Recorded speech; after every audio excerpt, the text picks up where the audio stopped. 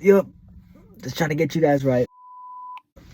So, y'all read the title of this video. We're gonna be talking about fake friends. I think we all can agree that fake friends are literally the worst kind of people to have. They're slimy, cruel, disheartening, and most of all, just downright bad for your health. They literally have nothing to offer us, and they have 0% exchange rate. There's a lot of them, but there's 3 friends, in my opinion, that make or break you. They will determine whether you achieve your goals or not. So which one are they? Well, let's get into it.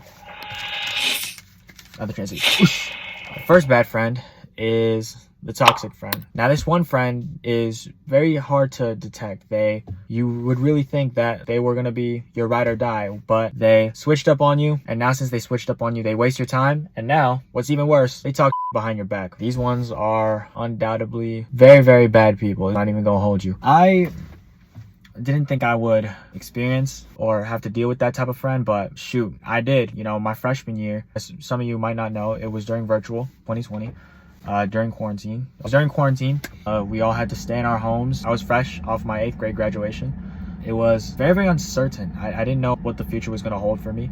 I didn't know what was going to happen to my old friends, even though there was a good group of us from the 8th grade class of 2020 from my middle school that were at DeMatha. First couple months of my freshman year, they went pretty well. Made a lot of new friends. That was the freaking point, you know what I'm saying? And then fast forward first couple months to my sophomore year, I started to experience that the friends that I did have in my good circle were starting to become toxic friends. They switched up on me out of nowhere, and within a blink of an eye, they've joined the one group that always targets me. They now have lost my trust. They are no longer in my circle, and I just don't feel safe around them. They waste your time, and they're just overall just toxic hazards that are just weighing you down. For people in the friends that I made that became this toxic friend, I noticed that I didn't like being around them. Being in the same room just made my heart tremble. It would make me feel sick to my stomach. I didn't want to just associate myself with them. This just goes to show you how bad it really is, how being a toxic friend has weights on your mental health. So just cut them off. The second type of bad friend is the acquaintance. Now, similar to the toxic friend, this friend, you start off, you're cool with them, you know, you guys talk every once in a while, but y'all just have nothing in common. The only thing that y'all have in common is the fact that y'all just go to the same school together. You only talk to this person when you need the homework, or when you just have other like meaningless casual conversations like how was their weekend, or what did they do during other class, or just basic generic conversation starters. None of y'all trade exchange value. You guys don't have any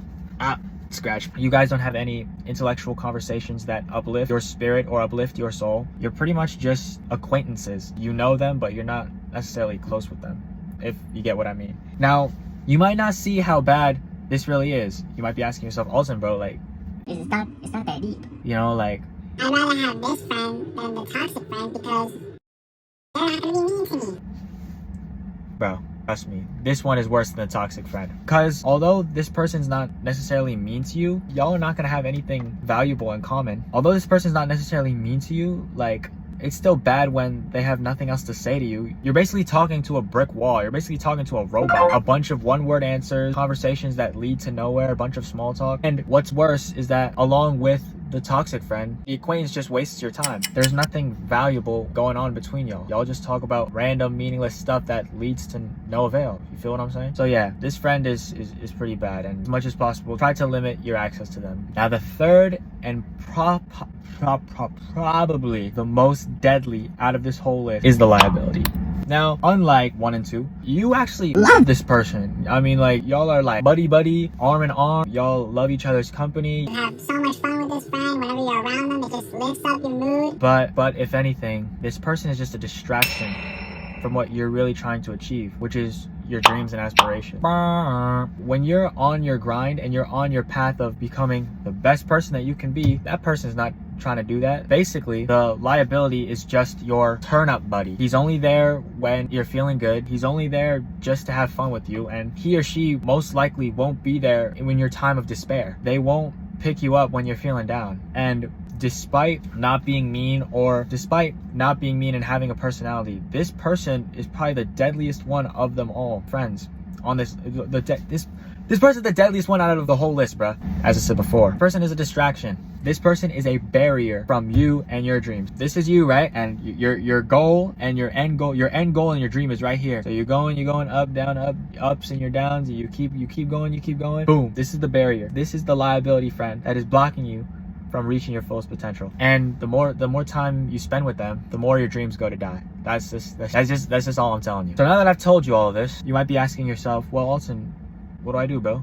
What do I do to replace the wrongdoings of all these people? Well, the simple answer to that is just find a good group of friends that make up for what these people can't give you. Find a good friend that has a personality, that has exchange value, that will help you get to where you want to be, that'll pick you that pick you up when you're feeling down, and that isn't a distraction or a liability to have in your squad. If you have people in your circle that do all those traits, then you will succeed. I'm telling you, bro. Good friend or friends that possess those kind of traits will pick you up and hold you down to the day you die. I'm telling you. All right, wrap it up. So, in conclusion, fake friends are horrible. They're liabilities and they won't help you get to where you want to go. So, instead of wasting your time and energy hurting the chances of your dreams coming true, just cut them off. Don't allow them to have access towards you, and give your time to those who will bring you up and help you get to where you want to go.